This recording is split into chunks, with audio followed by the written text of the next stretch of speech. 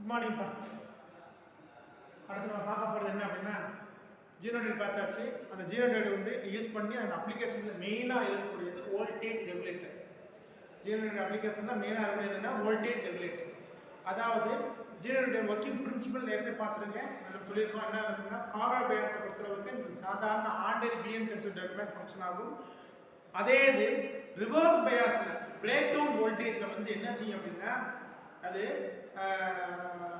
Voltage ரெகுலேட்டராகவே வேலை செய்யும். எப்படி வோல்டேஜ் ரெகுலேட்டராக வேலை செய்யும் அப்படின்னா இன்புட் வோல்டேஜ் ஆனது பிரேக் டவுன் வோல்டேஜுக்கு அதிகமாக போகும் பொழுது கரண்ட் வேணாம் வேரி ஆகும். ஆனால் வோல்டேஜ் இருந்துச்சுன்னா அந்த கிராஸ் வோல்டேஜ் அப்படியே ஃபிக்ஸ்டாக தான் இருக்கும். அந்த கிராஸ் வோல்டேஜ் இருந்துச்சுன்னா கான்ஸ்டன்டாக தான் இருக்கும். வழியே வோல்டேஜ் அவுட்புட் வோல்டேஜ் என்ன செய்யாது வேரி ஆகுது.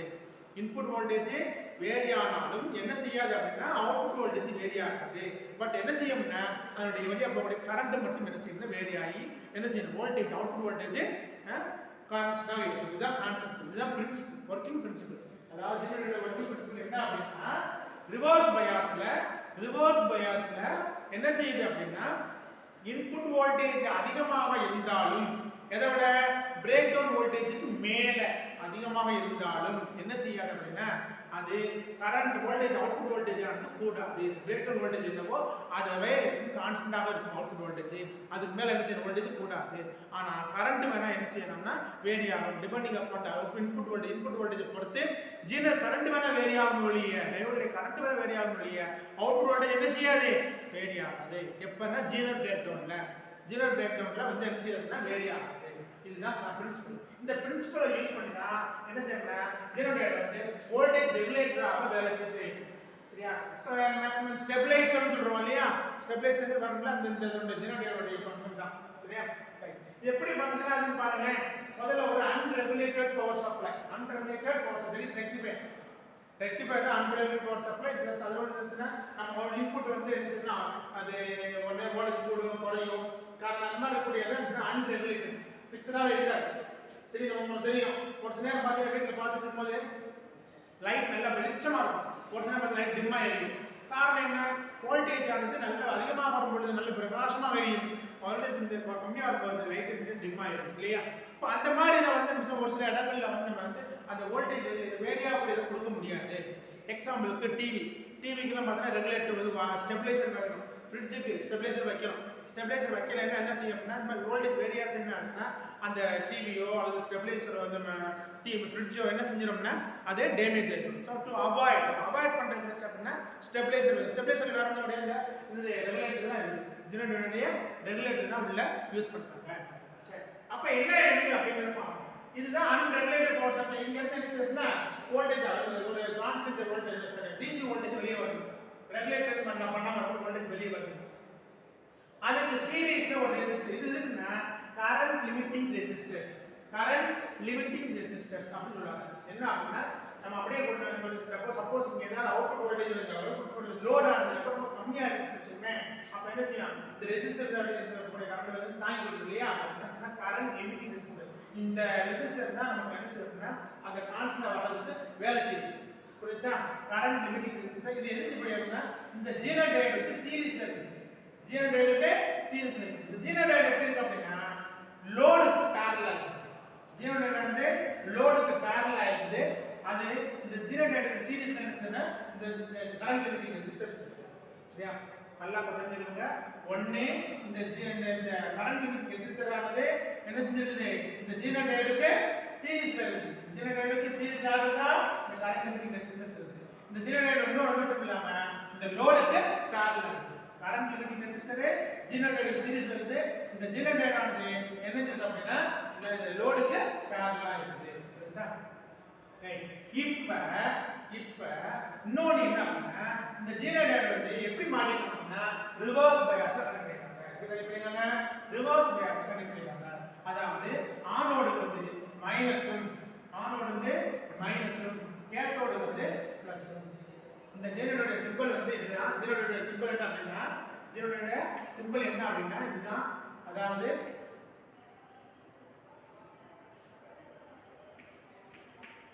இந்த மாதிரி இல்ல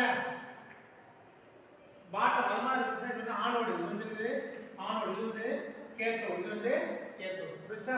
இந்த ஆனோடுக்கு நம்ம என்ன சொல்றீங்க? ஆனோடுக்கு பாசிட்டிவும் கேத்தோடு நெகட்டிவ் கொடுத்தா ஃபார்வர்ட் பயாஸ், ஆனோடுக்கு நெகட்டிவும் கேத்தோடுக்கு பாசிட்டிவ் கொடுத்தாச்சுன்னா அது ரிவர்ஸ் பயாஸ். சோ ஆனோடுக்கு நெகட்டிவும் கேத்தோடுக்கு பாசிட்டிவ் கொடுத்துருது. சோ இது ரிவர்ஸ் பயாஸ் இருக்குது. இப்ப என்ன பண்றோம் அப்படின்னா இந்த லோட் கரண்ட் ஆனது கான்ஸ்டன்டாக இருக்குது. that means input current ஆனது input voltage ஆனது கான்ஸ்டன்டாக இருக்குது. அது அசைன் பண்ணிடுங்க. இந்த கரண்ட் that means I ஆனது கான்ஸ்டன்ட். I ஆனது கான்ஸ்டன்ட். புரியுதா? இந்த I that means input வந்து input voltage VI வந்து கான்ஸ்டன்ட். input voltage constant. இது input voltage கான்ஸ்டன்ட் அந்த I என்னவா முடியும்? கான்ஸ்டன்டா தான் இருக்க முடியும். அதுலயும் என்ன சொல்றது? இந்த ஜெனரேட்டட் வோல்டேஜ் விட அதிகமாக இருக்குது. என்னது? ஜெனரேட்டட் வோல்டேஜ் விட அதிகமாக இருக்குது. அதிகமாக இருக்கும் பொழுது என்ன நடக்கும்?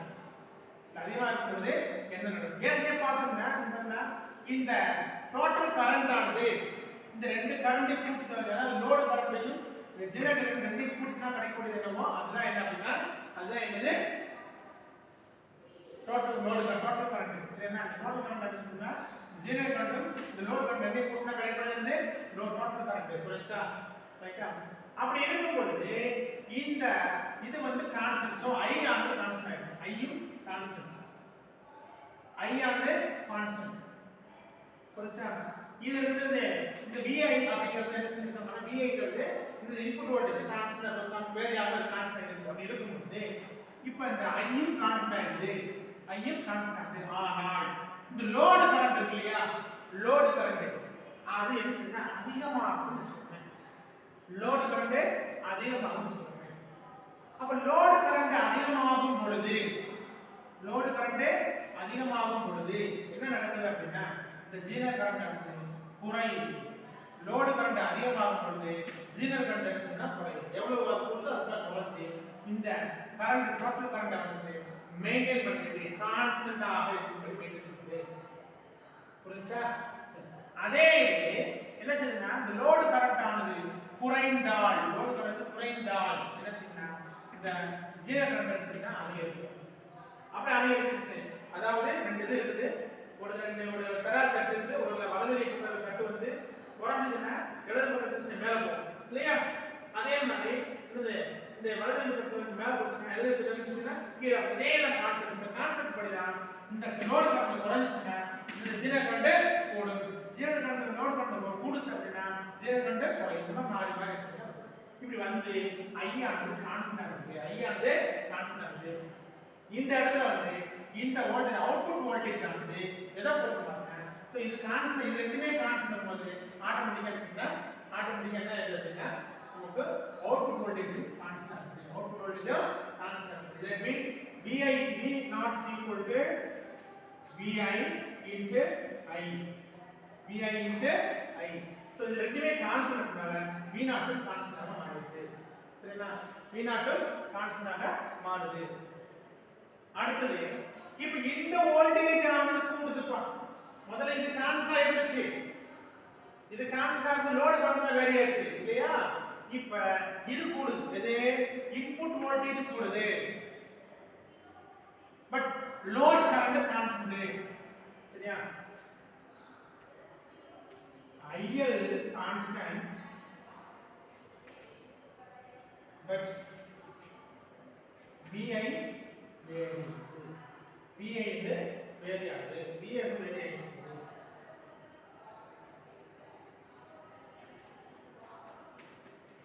VAS கூடி குறைஞ்சிட்டு இருக்கு. அப்படி இருக்கும் பொழுது ஃபார் எக்ஸாம்பிள் VA வந்து இன்புட் வோல்டேஜ் ஆனது அதிகமாகுது. அப்ப என்ன ஆகும்? டோட்டல் கரண்டும் என்ன செய்யும்? அதிகமாகும். VA அதிகமானா டோட்டல் கரண்ட் என்ன செய்யும்? அதிகமாகும். இப்ப IL ஆனது கான்ஸ்டன்ட். சரியா? IL constant. Load current constant. அப்ப யார் கூடும்? IZ கூடும். IZ என்ன கூடும்? IL constant. அதாவது I கூடுறதுனால இந்த IL கான்ஸ்டன்ட்டா இருக்குது. சோ IZ கூடும். IZ கூடும் பொழுது என்ன நடக்கும்னா ஆட்டோமேட்டிக்கா அவுட்புட் வோல்டேஜ் இந்த இடத்துல இருக்கக்கூடிய கரண்ட் கான்ஸ்டன்ட் இருக்கிறதுனால V0 IL R0. So V0 வந்து கான்ஸ்டன்ட் அதே நேரத்துல இந்த VI குறையுது சோ IL ம் I குறையும் பொழுது என்ன செஞ்சிருக்குன்னா இந்த IZ குறைஞ்சு என்ன செஞ்சிருந்தா இந்த V0 வந்து கான்ஸ்டன்ட் இருக்கும் அவுட்புட் வோல்டேஜ் கான்ஸ்டன்டா இருக்க மாதிரி இருக்கும் சோ இந்த மாதிரி மெயின்டைன் பண்ணிட்டு இருக்கோம் ஓகே அதுமே எப்பவுமே கான்ஸ்டன்டா இருக்கும் அடுத்து அப்ளிகேஷன் ஆஃப் ஜீனோ டயட் எங்கெல்லாம் அப்ளிகேஷன் யூஸ் பண்றாங்க அப்படின்னா ஒன்னு ரெகுலேட்டர் ரெண்டு லிமிட் இந்த வேவ் ஷேப்பிங் சர்க்யூட்ல வந்து லிமிட்டடாக வேலை செய்யுது ரைட்டா அடுத்தது என்ன அப்படின்னா ரெஃபரன்ஸ் வோல்டேஜ் டிரான்சிஸ்டர் பயாசிங் வந்து ரெஃபரன்ஸ் வோல்டேஜ் ஆக வேலை செய்யுது அடுத்தது என்ன மீட்டர் ப்ரொடக்ஷனுக்கு யூஸ் ஆகுது அடுத்தது என்ன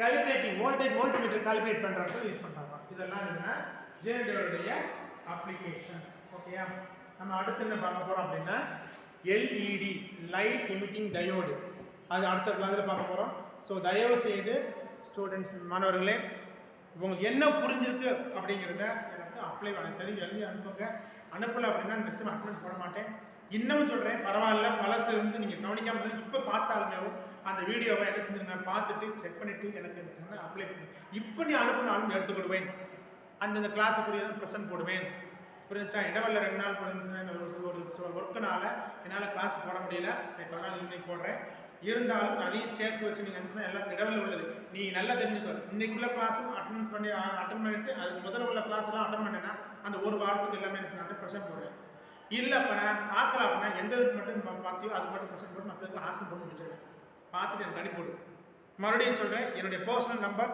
மறுபடியும் சொல்கிறேன்